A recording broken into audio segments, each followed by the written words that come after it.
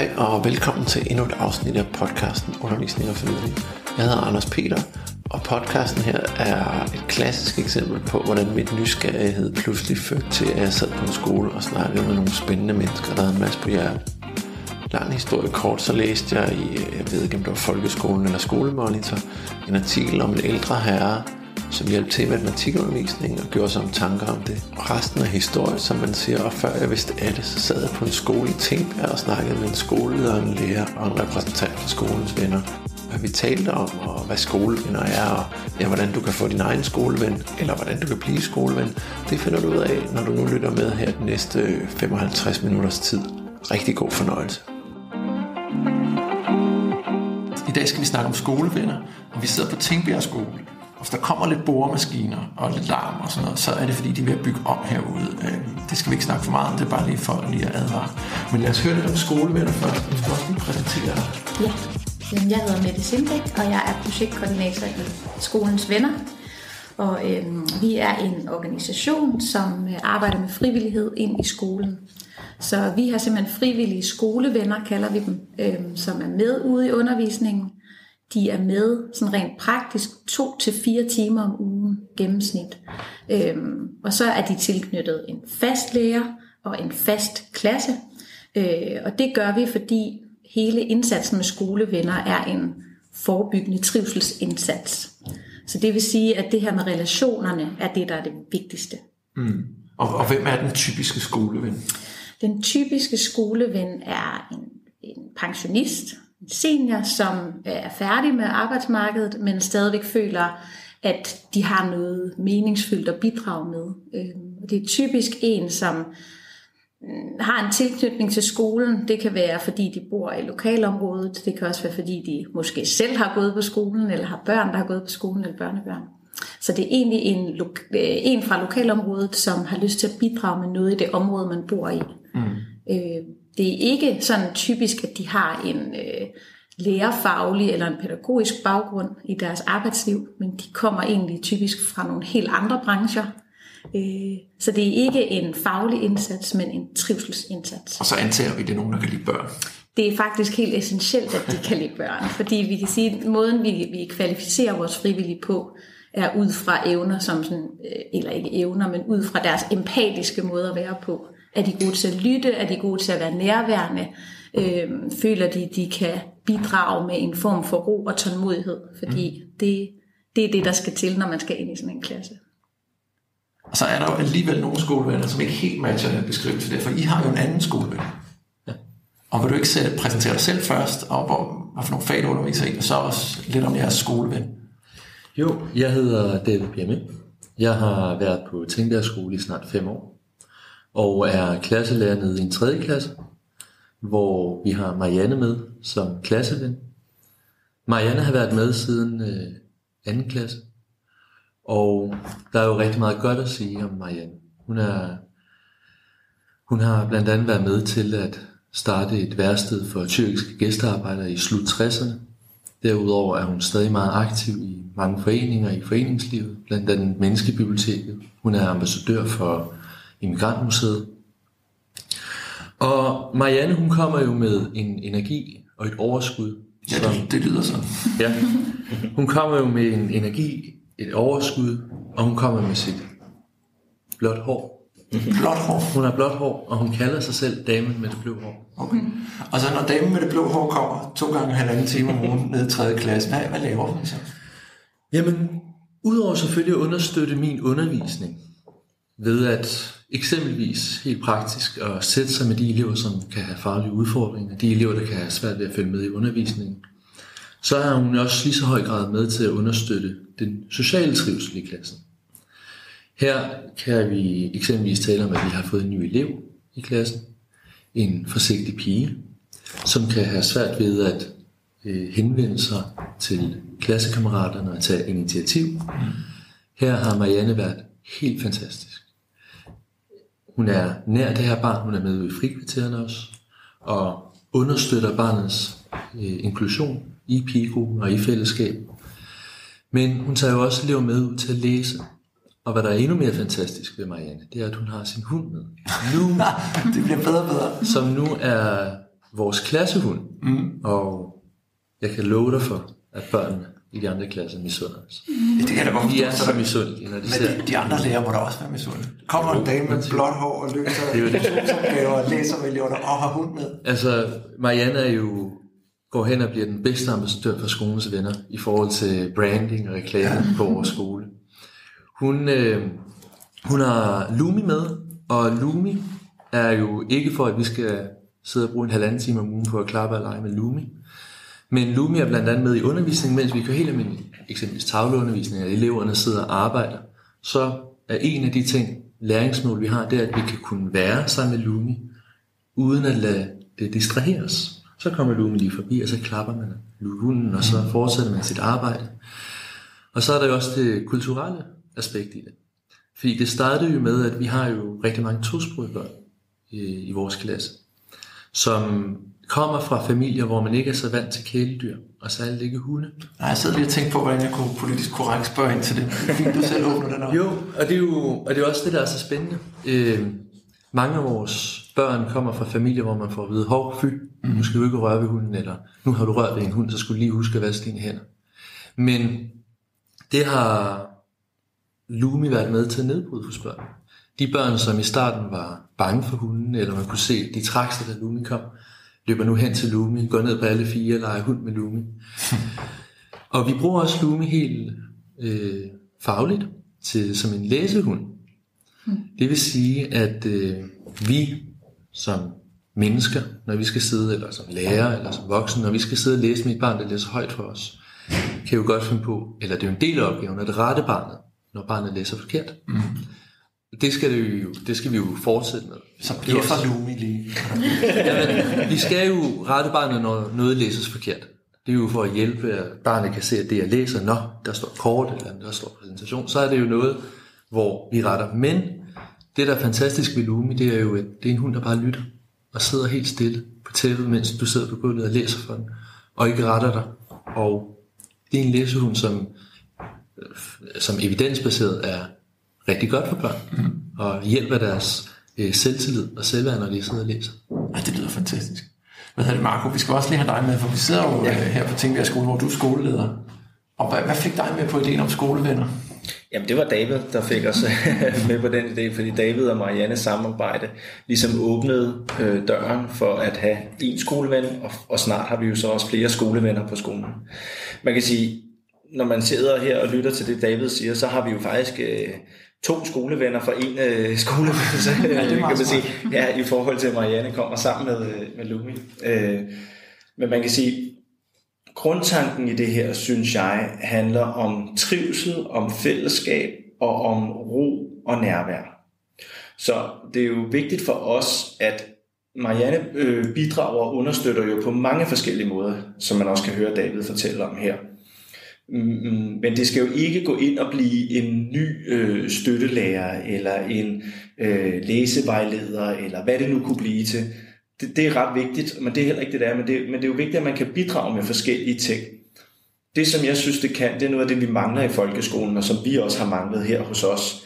Det er sådan at skrue tempoet lidt ned, få noget ro, få noget nærvær, få noget tid til nogle snakke, som ikke altid bare handler om det faglige. Men jeg ved, at man, for det har David fortalt mig om, jo også har nogle snakke sammen med Marianne om, hvad lavede hun i hendes generation, og hvor kommer hun egentlig fra, hvorfor har hun blåt hår, og alle de her ting. Det er noget af det, jeg synes, der er vigtigt, at vi tager tempoet og farten lidt ud af folkeskolen, måske især i indskolingen, for de mindste børn, og giver dem plads til at lege, og giver dem plads til at være i fællesskab, og giver dem plads til det her nærvær her. Så det har det været jo en kæmpe succes at have Marianne med inde som skolelærer. Du bliver bare... Ja, en af de ting, jeg også har set med Marianne, det er jo, at mødet mellem Marianne og børnene er jo også et brobyggende kulturmøde på rigtig mange planer. For uden generationen, som Marco talte om, så herude på vores skole, hvor vi har rigtig mange tosprogede, så talte vi lige om Lumi, som børnene ikke var vant til. Men hun kommer jo også ind og fortæller om skilsmisse, hendes erfaring med skilsmisse. Og har der været et barn, der har den oplevelse, så har hun taget den samtale med barnet. Hun har taget sit barnebarn med til at fortælle om det at være skilsmissebarn eksempelvis. Så er der jo også elementet omkring kroppen. Hun har siddet og læst en bog med om kroppen. Så er der en af børnene, der siger sex. Ej, vi er muslimer. Vi har ikke sex. Så kigger Marianne, og så siger hun, ej, I har jo rigtig meget sex. Dine forældre har jo rigtig, rigtig meget sex. Det er jo derfor, I har så mange søskende. Ellers vil vi jo ikke have så mange børn. Og der er jo noget... Der er nogle herlige samtaler. og det er jo igen det, som hun kom ind med og byde ind med. Og det, der sker her, det er jo så uskyldigt fra begge sider. Det er jo et kulturmøde. Det er nogle forventninger, som mødes. Ja, fordi Marco, du siger, og jeg synes, det er en fin opfølgning, jeg havde også skrevet generationsmøde, fordi en ting er jo, at vi gerne vil skabe de der ting i folkeskolen, selvom vi tager romerdet, men det er jo de færreste forældre at have en blåhåret pensionist, der kan komme og lave de der generationsmøder. Det er også noget, det synes jeg er det skønne med det her skoleven-koncept. Jeg læste om, nu kan jeg ikke huske, hvad han hed. I havde sådan en historie om, jeg har lyst til at sige Hans, det ved jeg ikke, det er bare et stereotypt navn for en pensionist, men beskrivelsen af, hvad han lavede og var med i matematik, altså det var netop den der ro, og den der livsvisdom og erfarenhed, man lige kan lægge, måske også nogle gange hånden på lærerens skulder og sige, det går nok altså. Det er jeg meget enig i, og jeg tror, det er et vigtigt element. Altså, der er flere ting i det, også på et lidt sådan højere plan, men jeg tror, det her med, at man ikke har det overordnede ansvar, uanset hvad David gør inde i hans arbejde sammen med hans kollegaer, den anden klasselærer og klassepædagog og sådan noget, så er der hele tiden det her meget store ansvar for hele fællesskabet, alle børn. Der er noget fagligt, der er noget trivselsmæssigt, der er det samarbejde med forældrene. Der er rigtig meget at forholde sig til. Og det gør vi, og det skal vi. Marianne kan støtte op på en måde, hvor det bare er barnet og fællesskabet, der er i centrum, og ikke skal forholde sig til det der udenom, men være der nærværende på den måde. Og også sige ting, kan man sige, som sådan noget her, hvor nogen tænker, wow, men egentlig gøre det på en måde, hvor det er omsorgsfuldt og kærligt, og at man kan få den snak, som er ekstremt vigtig jo også at have i folkeskolen. Men jeg tænker også, I har vel en snak med dem om, hvordan man taler med børn, og sådan, så der sidder ikke sådan nogle Stuart Stardust-typer og fortæller lummer videre. Jeg tænker, I har vel på til mødet med børn? Ikke? Det gør vi. Altså når vi tager frivillige ind, så kommer de ind i en proces, hvor de ligesom på en eller anden måde skal godkende sig også til at være skolevenner. Det vil sige, at de er igennem sådan et opstartsinterview med en ansat inde hos os. Og der prøver vi jo at tale ind i, for det første så er det jo ret vigtigt for os også, at de frivillige forstår, at de er det ekstra, der tilføres. Altså vi starter med at sige til de frivillige, det er læreren, der bestemmer. Det skal man selvfølgelig kunne indordne sig under. Samtidig så fortæller vi også de frivillige, altså det er sådan rent praktisk, så skal man som lærer og som frivillig indgå det, vi kalder en venskabsaftale. Og det kan man sige er en form for en forventningsafstemning, hvor den frivillige skoleven indgår i skoledagen på en måde, som passer ind i det, lærerne og pædagogerne planlægger. Og det, som Mark også siger, er jo ret essentielt for os, at den frivillige skoleven må ikke løfte noget ansvar. De står ikke i stedet for noget andet. De tilfører værdi, og de har ikke ansvar for undervisningen. Og det er også derfor, det bliver sådan, vi kan godt lide nogle gange at kalde det sådan en lidt unik eller en fleksibel ressource, for det er netop ikke ment som et støttetiltag. Det er ikke noget, der er specifikt er til et enkelt barn. Det er ligesom en ressource, som læreren og pædagogerne kan benytte sig af på den måde, som de synes, det passer ind i børnegruppen. Og egentlig også helt ned til den enkelte dag. Hvad er dagsformen hos børnene? Skal du mere være lige på det her barn, som er ked af det i dag? Eller er du mere lige herover i den her gruppe, som har brug for lidt ekstra faglig selvtillid? Og vores frivillige har jo heller ikke nødvendigvis de faglige kompetencer. Så det er også vigtigt for os at nævne, at vi samarbejder jo også med de faglige organisationer, Danmarks Lærerforening og Skolelederforeningen, og det gør vi også fordi, at vi har brug for den opbakning. Fordi det er en ekstra tilføjelse til klassen. Det er ikke noget, der står i stedet for noget andet. Og det er derfor, det bliver unikt på en eller anden måde. Og som du rigtig nok siger, så skal læreren også være modig. Ja. Modig til at sænke farten i klassen. Vi kan meget ofte godt være lidt ikke stresset, men sådan lidt tjeppe lidt på os selv i forhold til, nu skal vi nå det, og nu skal vi nå det andet og det tredje. Men at være modig nok til at sige, hey, har du lyst til at lave en kort præsentation om din egen barndom, eller om en rejse? Og her har Marianne for eksempel været rigtig meget op i Nordpolen.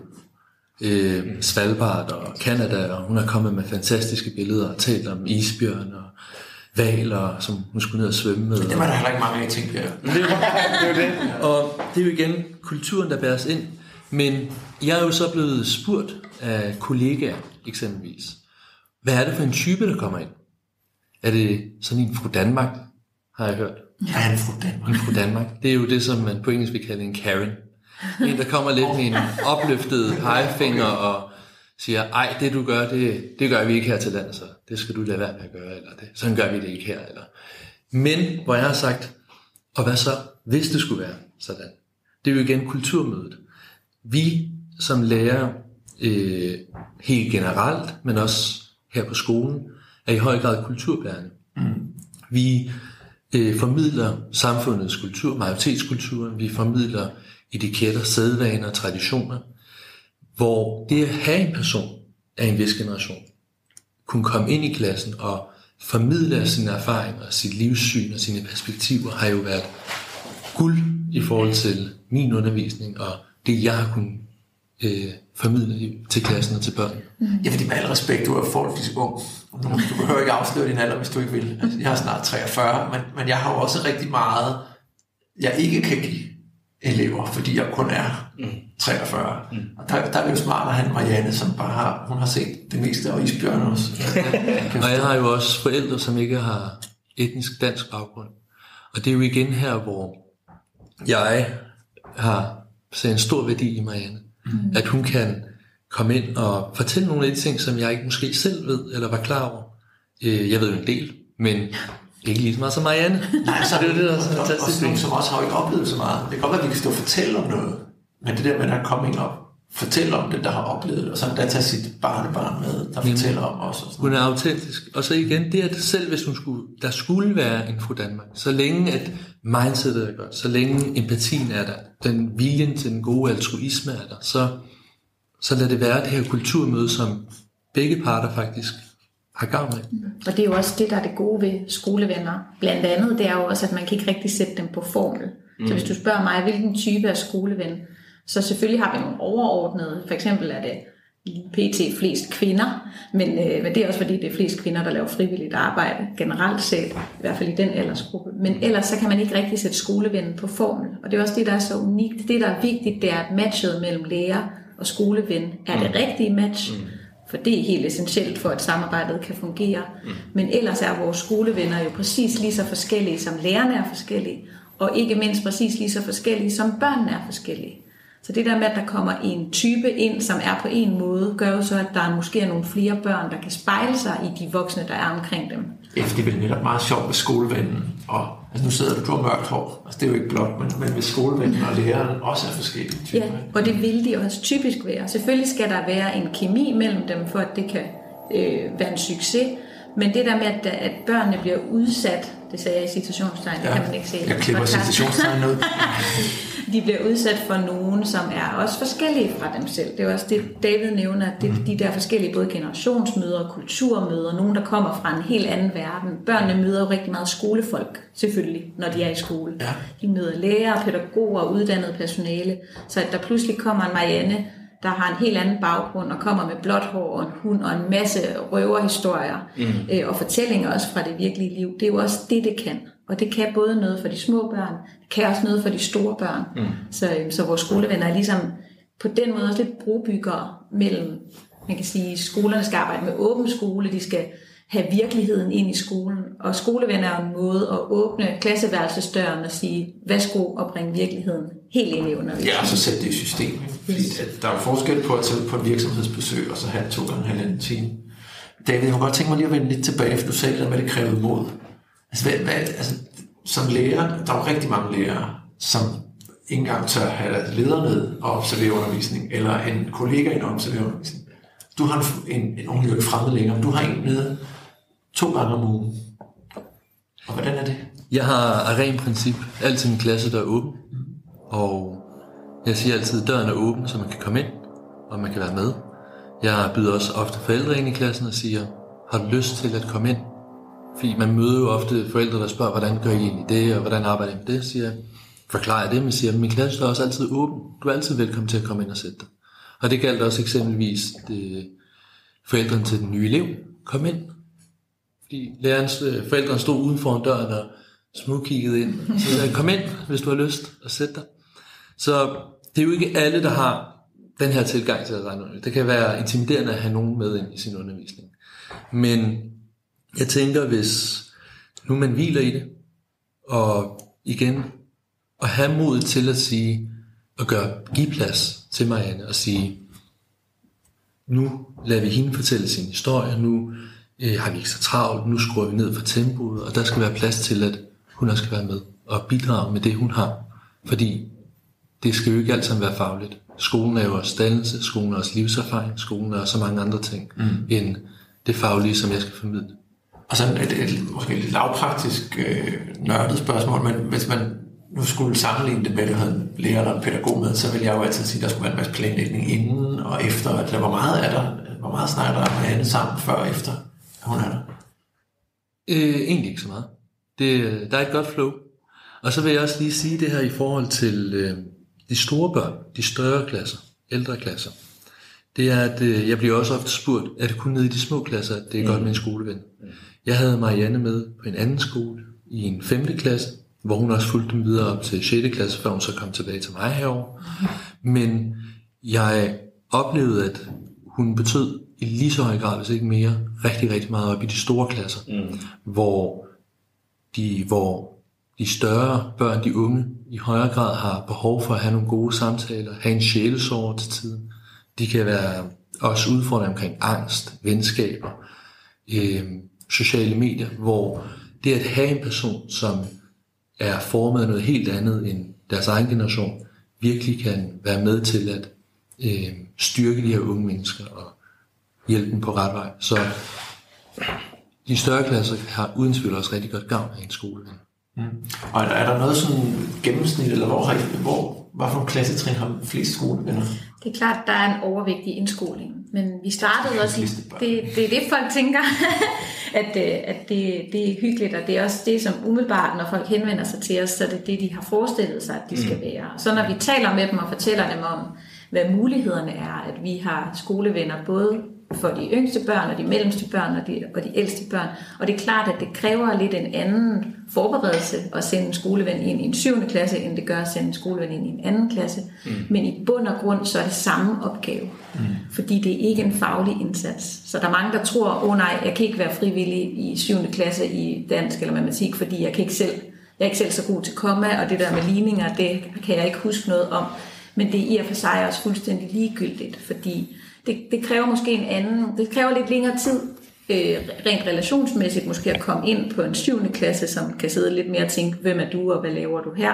Men lige så snart de barrierer er brudt ned, så jeg har selv været udskolingslærer i mange år, for lang tid siden, og det der med at have en ekstra person inde til at tage de snakke, men også i høj grad til det, vi kalder sådan indgyde noget faglig selvtillid, til trods for at du ikke selv kan faget, så kan du sætte dig ned, og så har du som skoleven tid til at bruge 20 minutter med et barn på at fortælle, okay, lad os læse opgaven igennem, og lad os prøve at google nogle ord, og jeg kan ikke finde ud af det, du kan ikke finde ud af det, men jeg tror på, at vi kan løse det, du kan løse det.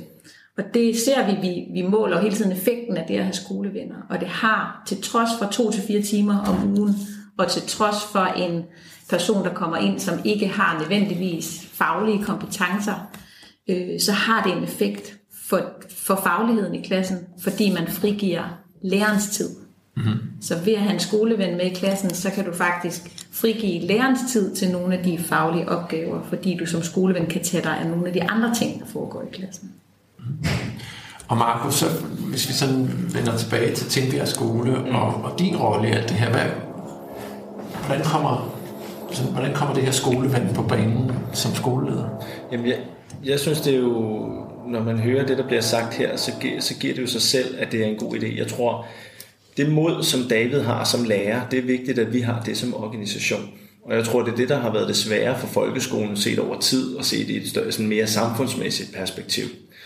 Folkeskolen har ifølge mig haft svært ved at åbne op og invitere ind og være mere, kan man sige, tilbøjelige til at sige, vi kan godt begå nogle fejl, eller der kan godt ske nogle ting, og vi har ikke helt kontrol over det hele, fordi det er nemlig lidt det, der er på spil, når du inviterer en skoleven ind. Du inviterer nogen ind, som ikke er uddannet, du inviterer nogen ind, som ikke er ansat på skolen, og det skal man jo være villig til. Jeg tror bare, vi er kommet til et sted nu, hvor vi bliver nødt til at gøre sådan nogle ting, altså som samfund og som folkeskole. Det skal vi også her i Tingbjerg på vores skole, altså turde åbne op. Vi har også talt om det i mange år. Det har vi nemlig. Det her er jo lidt en floskel, men det er svært. Og jeg tror også, det var det, vi snakkede om, inden vi havde den her samtale. Jeg tror først, skolerne rigtig kommer i gang, når de har prøvet det, finde ud af, hvor gode erfaringer man kan have med det, hvor simpelt det faktisk er, men hvor meget en mere værdi det kan få. Så vil der jo være nogen, der kan sidde og være nervøse for, nej, hvad nu hvis Marianne siger ordet sex i 3. klasse? Er der så stormvejr, og får vi alle forældrene på nakken osv.? Og der tror jeg, vi skal turde være mere modige som skoleledere også, og tage det lidt stille og roligt, og så sige, jamen det her, det er Marianne, og børnene er vilde med hende. Og der tror jeg, det vigtigste er den måde, som I skolens venner screener på og sørger for. Man skal jo ville de her fællesskaber, man skal ville de her børn og unge, og have på den måde et ordentligt børnesyn. Men derfra må man jo godt sige ting, som er lidt på afveje, eller gøre noget, eller fortælle om sit eget liv osv. Fordi også alt det, David sagde, det er jo nemlig det, der er det vigtige. At vi lærer, at vi er forskellige, og nogen kommer fra en anden tid, og har prøvet nogle andre ting osv. Så jeg tror, ture lidt af det, og ikke være så nervøse for, fordi vi kan også komme til at være så bange for at lave fejl, og så bange for, at vi ikke skal have nogen forældreklager, at vi slet ikke tør at gøre noget. Og lad os komme hen over det, og så lave noget mere samarbejde. Den sidste ting, jeg vil sige i forhold til det, jeg tror også, vi står et sted nu, hvor på sigt ved folkeskolen skal jo kunne selv, og der skal være de ressourcer og kan man sige, den sammensætning og så videre, så vi bliver ved med at være en essentiel institution i samfundet. Men jeg tror også, det er vigtigt, at man tænker mere frivillighed og mere civilsamfund og mere åben skole, som vi har snakket om længe, men at vi gør det nu, for ellers så kan folkeskolen heller ikke holde hele vejen, hvis vi bliver ved med at lukke os om selv. Nej, så når man ser på de der undersøgelser, der kommer med, at eleverne gerne vil meget mere af omverdenen, de vil være klogere på, hvad der sker ude i samfundet, så er det jo helt perfekt at komme ind som Marianne og hjælpe dem med at forstå, hvad sker der egentlig ude i samfundet, og måske sige i matematiktimen, jeg ved godt, det er lidt svært, og måske har han ikke lige forklaret så godt, hvad du skal bruge det til, men jeg bruger altid det her, når jeg sidder og sådan og sådan og sådan. Så der er de der øjeblikke af noget virkelighed inde i det. Det er jo også med til at nogle gange kan skolevenner også være med til at give fagligheden en mening for børnene. Dermed ikke sagt, at lærerne ikke også kan det, men når man står og taler lavkagemodeller og skærer pizzaer ud, altså det giver bare noget andet i sådan en udskolingsklasse, når man har en ingeniør med, der fortæller, at han var med til at bygge en bro, og der skulle han altså bruge det og det matematik til at bygge den bro. Så på den måde, så får man også noget virkelighed og noget mening ind i selve fagligheden nogle gange. Jamen, det er så sjovt det der, fordi det er jo så banalt et eksempel, ikke? Men jeg kunne, nu er jeg dansk, så de vil kalde mit blod rimelig hurtigt, men jeg vil jo godt kunne stå og sige alt det der med, så når man bygger en bro, så skal man huske alt det der. Men hvis der står en med et billede af ham selv op på den der bro, så er det jo helt, så lytter de jo på den måde. Det giver noget andet, og det er også det, skolevenner gør, de giver noget andet end det, som fagpersonalet kan give. Og derfor erstatter det heller ikke noget, for det er ikke noget, der er der i forvejen. Og bare lige en kort indskydelse. Jeg synes, David var inde på noget med det her med, at man jo har ting, man skal nå som lærer. Der er simpelthen også ting, hvor man tænker, jamen nu skal vi videre, for vi skal nå sådan og sådan og sådan. Marianne, andre skolevenner, de kan jo stoppe op. De skal ikke nå noget. Og så være der fuldstændig for barnet, eller den gruppe børn.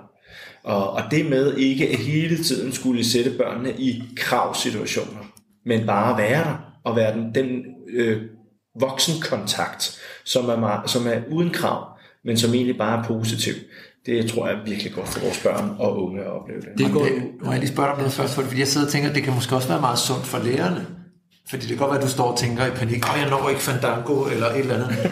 Men der kan voksenmænd måske også ligesom få lidt ro på dig og tænke, det går egentlig nok det her. Altså i forlængelse af det, Markus siger, det går jo meget fint i hænde med, at de oplever også det samme. Altså Marianne er meget god til at bringe det menneskelige frem i mig. Hun er ikke bleg for at sige, hold nu op David. Og så kigger hun på klassen og siger, nu David du. Og jeg kigger så måbende på hende, og kigger igen på hendes fantastiske, venlige ansigt, og ved, at det kommer jo fra det bedste sted. Og så smiler jeg, kigger på klassen og siger, ja, måske er jeg lidt dum. Men det her med, at vi jo til tider, som lærer også skal falde i den her fælde med, at skælde lidt ud og sige, nu stopper du det her, nu følger du med, og det ene og det andet. Hvor hun så siger, skal jeg ikke gå en tur med barnet? Skal vi ikke gå en lille tur? Eller hvis en elev har bare været rigtig, rigtig ked af det efter en konflikt, eller en oplevelse, der ikke har været særlig god, at tage barnet med ud og komme glad ind med barnet igen, og gøre barnet glad igen. Så igen det her med også at være modig til at erkende, at det her menneske, der kommer, det er jo ikke et professionelt samarbejde. Det er igen et samarbejde baseret på frivillighed. Og med det er der også menneskelighed. Med det er der også venlighed, og det at kunne være sammen på et helt andet plan end det professionelle. Jo, så tænker jeg også, at børnene oplever 2 voksne, der har en rigtig god relation. Nemlig. Fordi hun ville vel ikke sige sådan til dig første dag. Nej, ingen korslagt arme, med en knurrende hund nede bag. Nu er du dum. Altså, vi er jo et umage barn. Vi er jo også, Marianne og jeg er jo også i kulturmøder og generationsmøder. Men vi møder hinanden med et åbent sind, og det er det vigtigste. Vi møder hinanden med anerkendelse, vi møder hinanden med anerkendelsen af hinandens forskelligheder, at vi kan supplere hinanden, at hun kan bidrage med noget, som jeg ikke nødvendigvis selv kan bidrage med. Jeg tror også bare, at børnene ser det her, som David lige har fortalt om, på en autentisk måde. Det kan du jo ikke få bedre, det kan du ikke tale derudaf, det kan du ikke undervise i, det kan du opleve som barn. Ja. Og så er det jo helt rigtigt, hvad du siger, Anders, at man bliver nødt til at oprette en relation mellem de 2 voksne, som skal arbejde sammen. Og derfor er det også et godt koncept, det der med, at man bliver tilknyttet en klasselærer, eller hvad det nu er, og der er det her faste samarbejde. Og så må man jo også sige, altså hvis jeg skal tage skolelederkasketten på, hvis det så slet ikke går, så må man jo stoppe samarbejdet. Ja. Men så er der heller ikke sket større skade end det. Jeg tror bare, det er rigtig vigtigt, der skal være den her tillid, der skal være den her respekt, og der skal være det gode samarbejde, og det skal jo fungere med klassen. Ikke? Men det skal man turde kaste sig ud i.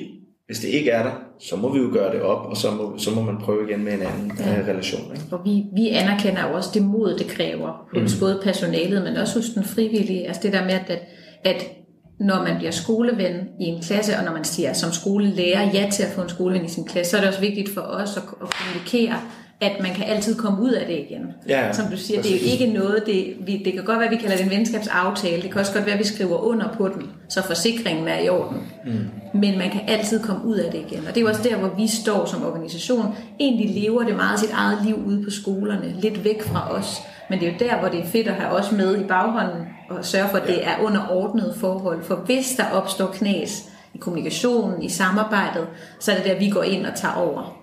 Selvfølgelig klæder vi også folk på til, og vi laver nogle materialer, vi sender med ud, så man kan ligesom håndtere de konflikter, der måtte være, eller de udfordringer, men vi er hele tiden med på sidelinjen til at afvikle, eller prøve matchet et andet sted, eller sige, det går ikke. Fordi selvfølgelig, vi oplever det ikke så tit, men indimellem oplever vi, at matchet bare ikke var der. Og det må vi jo så reagere på. Og der kan man tænke, at det må være lidt lettere her, fordi hvis det er sådan et lærerteam, der skal arbejde sammen helt over, matchet ikke er der, så kommer du for alvor på arbejde. Der er det måske lidt nemmere her, så bare at sige, skal vi prøve at finde en anden skole til? Ja. Nu må man endelig ikke blive ræd for, hvis de kollegaer, der lytter med, kunne være nysgerrige på en skoleven. Må ikke være bange for at få en efter, jeg har sagt om Marianne. Kan bede mig om at holde mund. Det er jo igen kemien. Vi har været sammen på en anden skole tidligere. Da hun startede her hos mig på Tingbjerg skole, så havde vi ikke skolevenner. Marianne og jeg har stadig ikke nogen samarbejdsaftale skrevet eller nedfældet. Men ja, det organisatoriske skal være på plads selvfølgelig, og der er altid mulighed for, at man kan komme ud af det igen, og komme videre og komme ind i et bedre sted, eller noget, der er mere tiltalende for både den frivillige og læreren.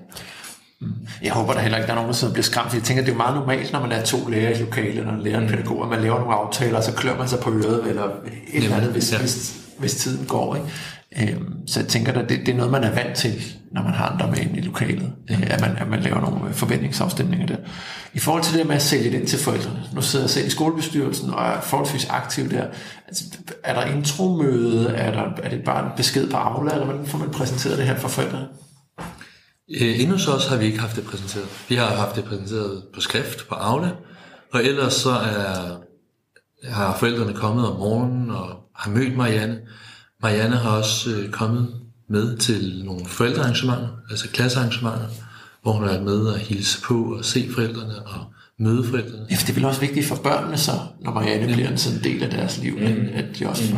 Og det spændende ved Marianne er jo, at hun er jo selv tidligere lærer for voksne, tosproget, altså dansk for indvandrere, som det hed før i tiden.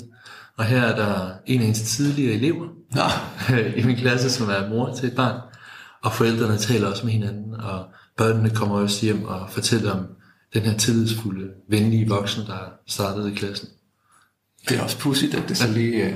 altså, når hun er kommet med til julearrangement og andet, hvor det er hele skolen, så stopper hun ofte op af folk, der lige skal hilse på hende og spørge, kan du huske mig? Så hun er lidt lokal på den måde. Ja. På den måde. Og man kan sige, at helt sådan formelt, så er det jo godkendt og vedtaget i skolefritidsbestyrelsen. Så vi har ligesom været inde over bestyrelsen der. Især også nu, hvor vi skulle have et større samarbejde og venter på at få en skoleven mere her 1. oktober, og gerne flere også, hvis det kan lade sig gøre. Fordi vi har flere lærere nu, som gerne vil have en skoleven til deres klasse, ligesom hos David.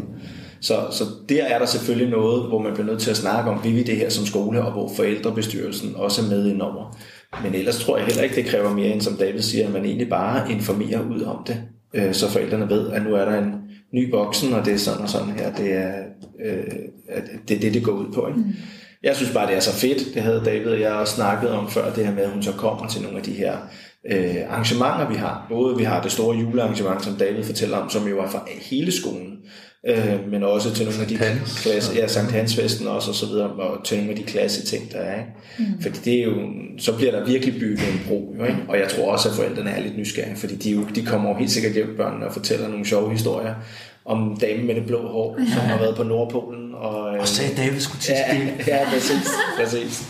Så det er fedt. Og det er jo også det, vi opfordrer jo, når vi indgår samarbejder generelt set, så er det også et krav fra os, at baglandet ligesom skal være med, så man ikke går ud og gør noget, som alle ikke er med på. Og samtidig så opfordrer vi jo også vores skolevenner, og det er jo vores skolevenner er jo meget forskellige. Nogle synes, det er super sjovt at være med ude i pauserne, og nogle elsker at være med på tur, og nogle kommer til alle klassearrangementer, de overhovedet bliver inviteret til.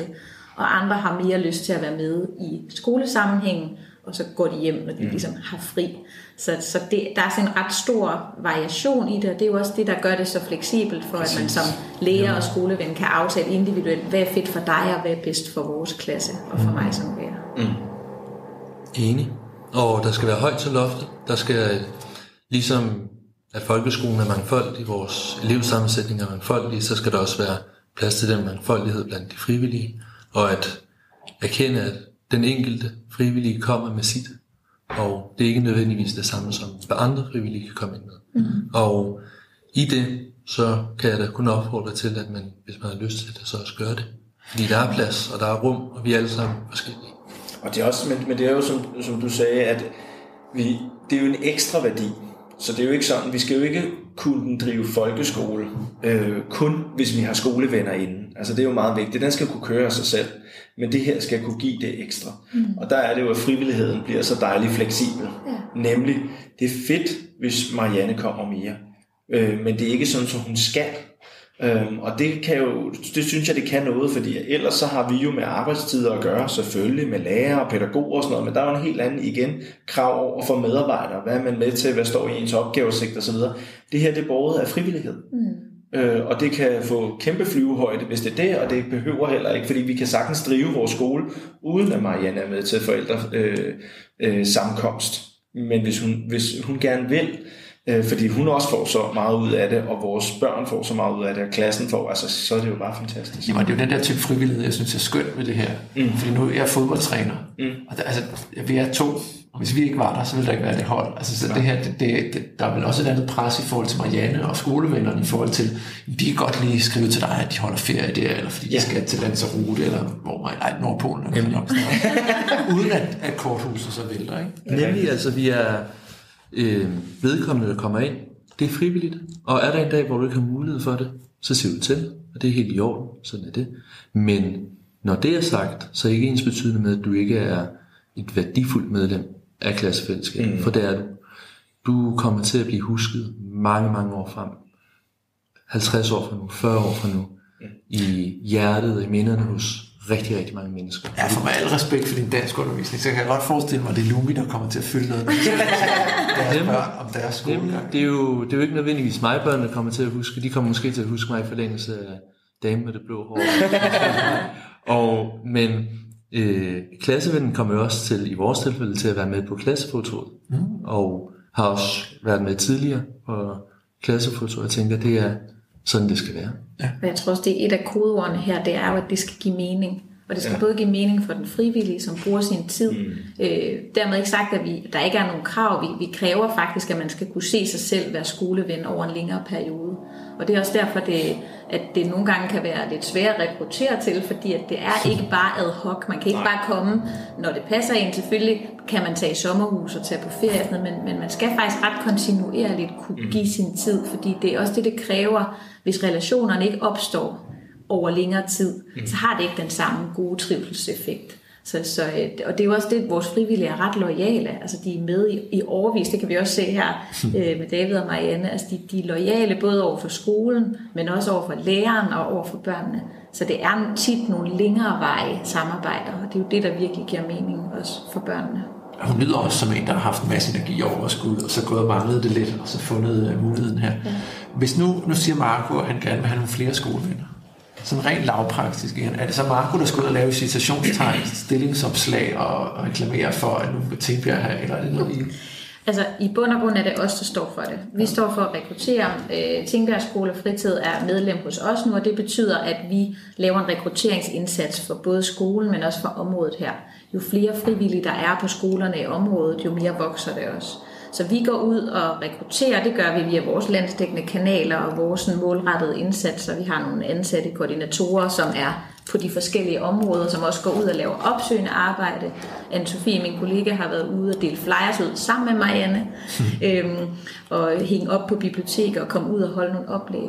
Men det er klart, at der, hvor det fungerer allerbedst, hvor vi får flest skolevenner, det er der, hvor skolen også selv engagerer sit eget netværk. Og det er jo også det, vi er så gode til her i Tingbjerg, det er netop det der med at bruge lokalområdet og samarbejde med de forskellige aktører, der er i området.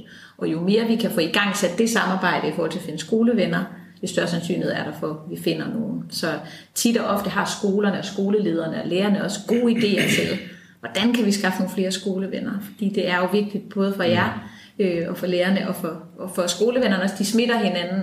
Det bedste det er, når Marianne kan gå ud og sige, hvor fedt det er at være skoleven. Fordi det er det, der får nogle andre til at tænke, okay, måske er det også noget for mig. Og også at afdramatisere. Nogle eller nogle potentielle frivillige kan godt tænke, det er lidt farligt, det der med, skal jeg undervise, og jeg kan ikke rigtig noget fagligt, og de store elever, de er også høje og store, og kan jeg overhovedet styre sådan en klasse? Og der er det jo vigtigt for formidlingen at sige, at du skal ikke styre noget som helst, du skal bare komme. Du skal bare være dig selv. Du skal bare møde op og være. Og det kan jo være lidt udefinerbart for nogen, indtil man igen, som vi har snakket om flere gange, lige prøver det. Og det er jo nemlig det her med at kunne komme ind og bare være. Jeg tænker da ikke, man nødvendigvis behøver at være ekscentrisk eller have blåt hår eller andet. Hvis man sidder i sit plejehjemslokale og tænker, jeg kunne egentlig rigtig godt tænke mig at komme ud i en klasse og bare helt stilfærdigt være med og tale med nogle elever eller andet, så skal man gøre det. Jeg er sikker på, at man skal også godt komme før man kommer på pleje. Jo. Helt sikkert. Ja, det er jo faktisk, hvor de fleste af vores frivillige er jo faktisk nogen af os, som sådan for forholdsvis nyligt er gået på pension og tænker, jeg er sgu ikke helt færdig med at have noget fast holdepunkt, og det er jo typisk det også giver noget, man kan komme til en gang eller to om ugen, som ligger ret fast i forhold til det skema. Og så er det også rigtigt det der med, at vi har alle slags frivillige, der er både dem med det blå hår, som fylder mere, og så har vi også nogen, som fylder meget lidt, men som bare ved deres tilstedeværelse fylder nok for børnene. Jeg har faktisk en veninde, som overvejer at blive skoleven. Hun har haft kræft, og har nu ikke sin æggestøj længere, og med den udsigt til, at hun måske ikke får børn, kunne hun rigtig godt tænke sig at blive skoleven. Og hun er jo også omkring de her 29-30 år. Så igen, det er jo ikke kun de ældre, det er hvem som helst, som kunne have det her behov opfyldt i forhold til frivillighed, og det at være i samvær med børn. Ja. Har I, nogen, som ikke er pensionister og så videre? Altså, Der er en på vej her. Ja. Det har vi også. Altså vi har en overvægt af pensionister, og det handler jo også lidt om sådan praktikaliteterne i og med, at når man skal være skoleven, så skal man kunne være til rådighed mellem klokken 8 og klokken 15 cirka, ikke? Så det udelukker lige præcis. Man kunne tænke, det udelukket nu, men vi har faktisk også, vi har både nogle unge, ikke så mange, men vi byder alle, der gerne vil være skolevenner, de er velkomne. Men vi har også flere og flere sådan altså dem, der stadigvæk er i erhvervslivet, som måske er selvstændige, eller som har lidt råderum over deres tid. Og så, fordi det kræver jo ikke mere end 2 timer om ugen.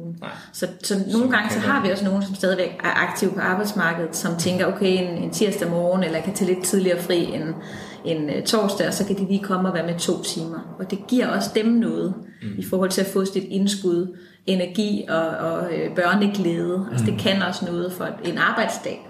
Ja, for der er jo rigtig mange, altså nu, jeg havde ikke skolevenner, der jeg underviste dem, jeg var også i udskoling, altså bare det, man spurgte forældrene, kan du ikke lide, vi havde nogen, der flyttede hjem fra USA. Men kan du ikke, der var valg, der var dengang med Obama, så gammel her. Men kan du ikke lige komme 1,5 time og fortælle, hvordan var det at bo i USA, og med skat, og alle de der ting, og ham faren, gider de høre på det? Det tror jeg da godt, de gider. Og de sad 1,5 time og lyttede til ham, og alt det der. Og som jeg sagde til ham bagefter, hvis jeg havde stået og snakket om USA 1,5 time, sådan der, jeg havde tabt dem efter et kvarter. Men han havde nogle billeder derovre fra, og han kunne fortælle alt det der. Der er jo rigtig mange. Og han gik jo også helt højt derfra. Han havde også bare haft en fed dag. Fordi der er jo rigtig mange, der godt kan lide den der positive interaktion med børn og unge. Og det er jo det, man får. Altså man får jo en positiv interaktion, når man kommer ind i et klasseværelse, hvor der sidder, jeg ved ikke, hvor mange der er i klasserne her, 24-25 børn. Altså det er jo bare en vitaminindsprøjtning af glade børnestemmer og god energi, som jo også smitter af. Vi havde en skoleven, som hele sit liv har arbejdet i bankverdenen. Han har ikke selv børn, han har ikke selv børnebørn. Han tænkte, kunne det her være noget for mig? Og så han beskrev, da han kørte hjem derfra, så var det som om, han næsten ikke kunne finde vej hjem, og han svævede hele vejen hjem. Han følte, han havde fået 25 børnebørn. Og som han også sagde, det er en vej for mig til at få børn ind i mit liv. For ellers ville der ikke være nogen børn i mit liv. Så det kan jo noget på den måde. Ja, og det er jo lidt de der dynamiske øjeblikke, som vi, som er læreruddannede eller pædagoguddannede og sådan noget, ved, at der findes jo intet bedre, end at være i den der relation, når det hele går op i en højere enhed, og man ser nogle børn trives, lærer, at de glædes, altså den der følelse. Og det er jo lige præcis noget af det, hvis man kan være så, altså det er jo det euforiserende stof, som nogle af de her frivillige også kan få en del af, ikke? Og så synes jeg, det er rigtigt. Der er en god pointe i, at hvis du bliver frivillig ind i en indskoling, så vil du møde den der umiddelbare glæde. Altså indskoling, som det er jo så fantastisk med indskolingsbørn. Men hvis man kommer længere op i mellemtrinnet af udskolingen, så vil man jo nok, hvor det vil tage lidt længere tid, i forhold til at opbygge nogle relationer, men jo kunne få nogle samtaler og nogle relationer også, som kan give så utroligt meget. Både til den frivillige og til de unge, som det så vil være der. Lige præcis. Ja. Det lyder jo alt sammen skønt. Jeg sidder sådan og tænker, fordi jeg får også det der dopaminkick, det er jo også det, jeg får ved at være fodboldtræner, og man får fuldt de der elever sådan lidt løbende. Vi er kommet ret langt rundt omkring det meste faktisk her. Så pauser nu lige. Og jeg sådan tænker, at noget af det sidste, jeg lige sådan skal have med, det er den der anekdote, jeg havde skrevet ned her, hvor Mette Frederiksen, hun hyldede jo også alle de frivillige her, da hun der efter eller håndboldkampen og alt det der, hvor der tror jeg, der vi flere, der sad og tænkte, nå ja, der er alle skolevennerne, der forhåbentlig også sidder og tænkte, nå ja. Og hvis der lytter med, sidder og tænker, åh ja, sådan en vil jeg også have, så ved jeg, at I har 99 skoler lige nu tilknyttet. Ja. Så der lytter med, måske kan du nå at blive skole nummer 100, eller kan. Men hvad gør man rent lavpraktisk? Lad os sige, at en af Davids studiekammerater fra en anden skole også vil have en skoleven. Hvad gør vedkommende så? Det første, man gør, det er jo at gå til sin ledelse. Fordi som vi har nævnt før, så er det ret vigtigt, at man har baglandet med, og at ledelsen bakker op om det, så man som skole går ind i projektet. Vi samarbejder ikke på den måde med enkelt lærere. Så det er vigtigt, at personen går til sin ledelse, som så tager det med baglandet, så vil sige bestyrelsen. Og så ringer de til os. Det kan også være, at de har ringet til os, inden de tager det med bestyrelsen. Man laver ligesom sådan en indledende møde, hvor vi fortæller lidt mere praktisk om, hvad er en skoleven, og hvad kræver det af skolen. Og hvis de så først er enige om, at det er det, vi gør, så begynder vi at rekruttere. Og når vi så har en skoleven, så skriver vi til kontaktpersonen. Skolen udvælger en kontaktperson, som ligesom er bindeledet mellem os og skolen. Fordi vi kan gøre rigtig meget, men vi kender ikke medarbejdergruppen. Så vi ved ikke, hvem der lige kunne have lyst til en skoleven, eller hvor matchet ligger. Men det kommer vel tit fra en lærer, eller er det mere fra skoleledere, der siger, at vi vil være skoleven? Det er lidt forskelligt. Okay. Nogle gange kommer ønsket fra bestyrelsen. Kunne det ikke være fedt med skolevenner? Nogle gange kommer det fra ledelsen. Nogle gange kommer det upopulært. Ja. Og det er jo derfor, det er vigtigt for os, at uanset hvilke samarbejder vi starter op, så skal der ligesom være opbakning. En skoleven skal aldrig være noget, der bliver påtvunget en lærer. Altså ligesom det er frivilligt for vores skolevenner, så er det også frivilligt for lærerne. Så det skal helst ikke være noget, en fix idé ledelsen får, hvor at medarbejderne ikke synes, det er fedt. Men som vi også har snakket om, så kræver det også nogle gange, at det vokser lidt indefra. Så at man prøver med den, der har lyst til det. Hvis det kommer fra en specifik lærer, så prøver man det af der, og så kan de andre lærere måske se, okay, det er faktisk en god idé. Men en tilføjelse til det, fordi det var jo sådan, det var her. Det var jo Davids gode idé, der helt sikkert fik opstartet det hos os. Og det vi så gjorde, apropos det du siger, det er, at vi synes som ledelse, det også er en god idé overordnet, og kunne godt se det udvide sig. Og så har vi jo spurgt ud, du kan kalde det på frivillig basis, vores lærere. Og der er jo så nu allerede 3-4 lærere, som står i kø, eller som gerne vil. Og det er derfor, vi kan se frem til nu at have endnu flere skolevenner på vores skole. Men det tror jeg er vigtigt, at vi har nogle lærere i nogle konkrete klasser, som har snakket med David, som har snakket med Marianne, som har snakket med os og siger, det vil vi vil gerne også. For det tror jeg er en rigtig god forudsætning for, at det bliver super godt. Ja. At den lærer gerne vil, og at den frivillige, der så kommer også ved, det er en, som faktisk vil det, og altså møder det, og ikke har fået det som sådan en bunden opgave fra en skole. Nej, det er jo helt galt. Man står der og forbereder sig, så og pludselig ruller en bus ind. Du får en skoleven, du får en. Ja. Så det er den ene ting, og derfor så kan man sige, der er jo også, altså der er jo det med, hvordan man bliver det som skole, men der er jo endnu vigtigere også det der med, det er jo rigtig vigtigt, hvordan man, hvis man er derude og gerne vil være frivillig, altså gerne vil være skoleven. Ja.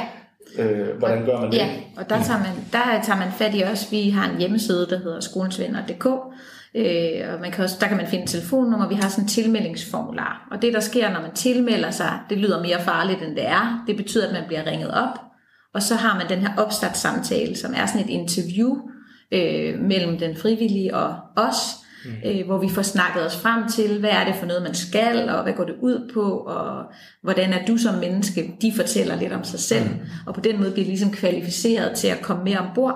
Så tager vi fat på den skole, som er i deres nærområde, som de har lyst til at være skoleven på, så frem de er medlem hos os.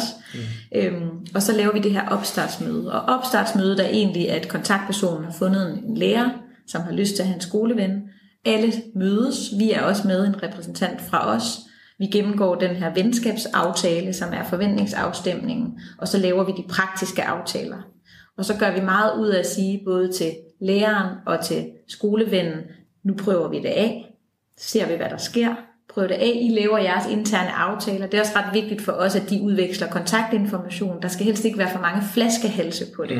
Og det er også egentlig noget, vi bryster os lidt af, at det er en nem indsats. Forstået på den måde, at hvis en skoleven ringer og har lyst, og læreren er klar på det, så kan man i princippet starte 2 dage senere. Der er ikke så meget bureaukrati i det. Der er ikke så mange processer, der skal overstås. Nogle gange kan det tage længere tid, hvis skolen lige skal finde en lærer, der har lyst, eller hvis den frivillige er i gang med en flytning, og først skal starte om nogle måneder. Men det er så fleksibelt, at man kan starte i morgen. Og jeg tænker også, det link er vel også noget, hvor hvis man nu har aftalt det i skolebestyrelsen, så kan man jo også godt lige kægt smide det ud på Aula og sige, hvis nogen har nogle bedsteforældre, så del i det. Men endelig, det er faktisk tit den personlige efterlysning, der virker bedst. Og vi har nogle materialer, vi også kan sende ud til skolerne, som de kan dele, men endelig også skrive, hvad man selv synes, og hvad der er i ånden, fordi det er jo skolerne, der kender forældregruppen bedst, og lokalområdet også bedst. Og som en, der har en klasseven, kan jeg kun sige, at endnu en gang til de, der lytter med, det er helt fantastisk, og det giver noget virkelig særligt til klassefællesskabet og lærernes klasseledelse, og det rum og det miljø, der er i klassen. Det er en hyggetante og en hyggeonkel, der kommer ind, som bare skaber virkelig god stemning. Men skal vi ikke lade det være Det er jo den bedste reklame. Få en hyggeonkel med eller uden hund. Tak fordi I var med. Som du måske lagde mærke til, så fik jeg flere aha-oplevelser undervejs, så blev der en hel del klogere på, hvad sådan en skoleven kan. Måske er du nysgerrig og vil vide endnu mere, så er det bare at hoppe ind på Skolens Venners hjemmeside. Hvis du er nysgerrig og vil vide mere om, hvad jeg går og laver, så kan du finde mig på LinkedIn, connecte med mig der, hvis vi ikke allerede er forbundet, Du er også meget velkommen til at gå ind på urf.dk og blive klogere på det lille univers, jeg har ved at skabe mig derinde. Afslutningsvis vil jeg bare takke dig, fordi du lyttede med, og så må du da meget gerne lige sende mig en lille besked og fortælle, hvad du synes om afsnittet her, eller måske skrive det som en kommentar der, hvor du nu lytter til podcasten, så andre kan blive klogere på, om det også er en podcast, der er noget for dem. Tak fordi du lyttede med, og på genhør.